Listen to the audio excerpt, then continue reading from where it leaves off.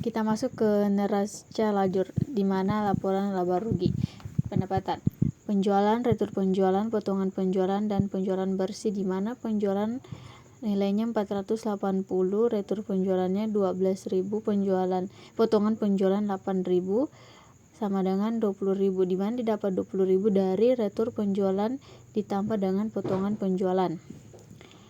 Penjualan bersihnya itu 460, di mana didapat dari penjualan ditambah dengan hasil dari retur penjualan dan potongan penjualan di 20.000, jadi totalnya 460.000. Kita masuk ke harga pokok penjualan atau HPP. Persediaan barang dagang awal 36 juta, pembelian 325 juta, biaya angkut pembelian 12.200 sama dengan 337.200, di mana didapat dari pembelian ditambah biaya angkut pembelian. Retur pembeliannya nilainya 10.400, potongan pembeliannya 6.800, pembelian hasilnya itu 17.200, di mana didapat dari retur pembelian ditambah potongan pembelian. Pembelian bersihnya itu 354.400, dari mana didapat dari 337.200 ditambah dengan 17.200. Pembelian bersihnya 354.400, dari mana diambil dari 337.200 ditambah dengan 17.200. Barang yang siap untuk dijual itu 390, dari mana didapat dari 354 ditambah 400 ditambah 17.200. Persediaan barang dagang akhirnya bisa dilihat dari neraca saldo yang sudah sesuaikan. Persediaan HPP-nya 354, dari mana diambil dari persediaan barang dagang akhir dikurang dengan barang yang siap untuk dijual, jadi HPP-nya 350.400. Laba kotornya 109.600, dari mana didapat dari persediaan barang dagang awal 36 juta dikurang dengan HPP 350.400, jadi laba kotornya 109.600. Kita masuk ke biaya usaha. Biaya angkut pembelian ditambah dengan biaya angkut penjualan, beban gaji, beban iklan, beban sewa, beban rupa-rupa, beban asuransi, biaya DP gedung. Jadi jumlah biayanya itu 121.200. Jadi laba usahanya 11.600, di mana didapat dari jumlah biaya usaha dikurang dengan laba kotornya tadi seharga 109.600. Jadi laba usahanya itu 11.600.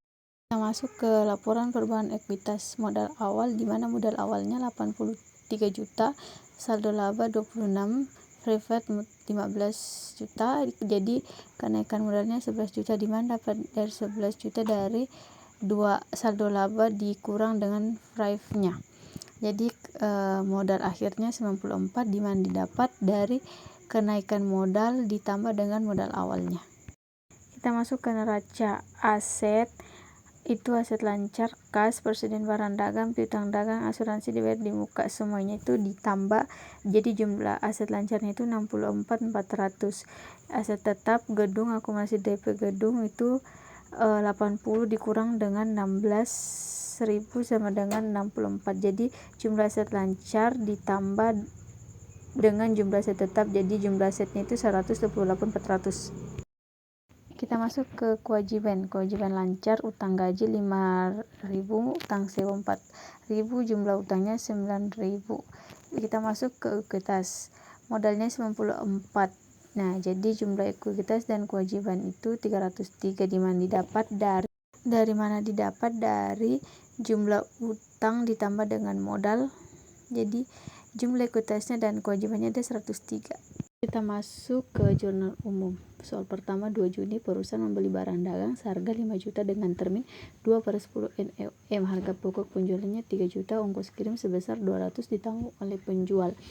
Jadi cara penyelesaiannya itu secara perpetual itu 2 Juni kas dan utang dagang, di mana kasnya bertambah di debit seharga 5 juta dan utang dagangnya bertambah di kredit seharga 5 juta.